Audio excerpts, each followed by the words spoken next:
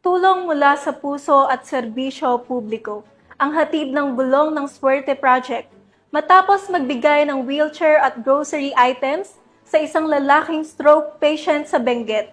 Ang balita mula kay Patrolwoman Jezebel Moyao.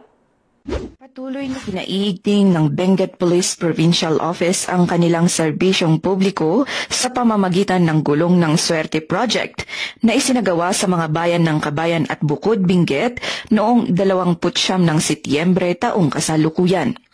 Sa Bukod, Benguet, personal na iniabot ng Bukod Municipal Police Station ang isang wheelchair at grocery items kay Ginoong Hector Dominguez, 73 anyos, isang stroke patient mula sa poblasyon Bukod.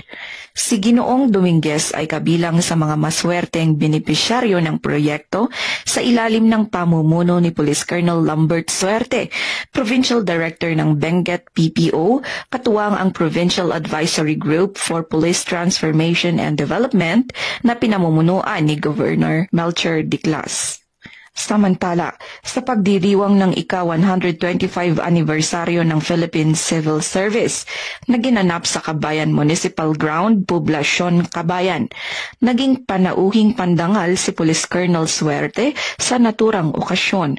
Formal niyang inilunsad ang gulong ng Suerte sa Kabayan, kung saan 3 benepisyaryo mula sa Barangay Batan at Barangay Gusaran ang tumanggap ng libreng wheelchair.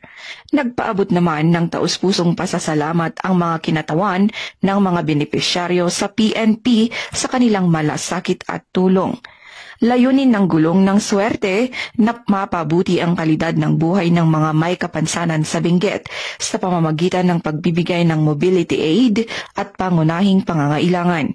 Sa bawat pag-abot ng tulong, hatid nito ang pag-asa, malasakit at pagkalinga mula sa kapulisan. Ang tagumpay ng programang ito ay bunga ng walang sawang suporta ng mga donor, stakeholders at ng pag-PTD. Sa ilalim ng masigasig na pamumuno ni Police Colonel Suerte, patuloy na lumalawak ang saklaw ng mga community service programs ng Benguet PPO. Mula dito sa rehiyon ng Cordillera, ako ang inyong PNN correspondent, Patrolwoman Jezebel Moyao. Alagad ng batas, tagataguyod ng balitang pulis.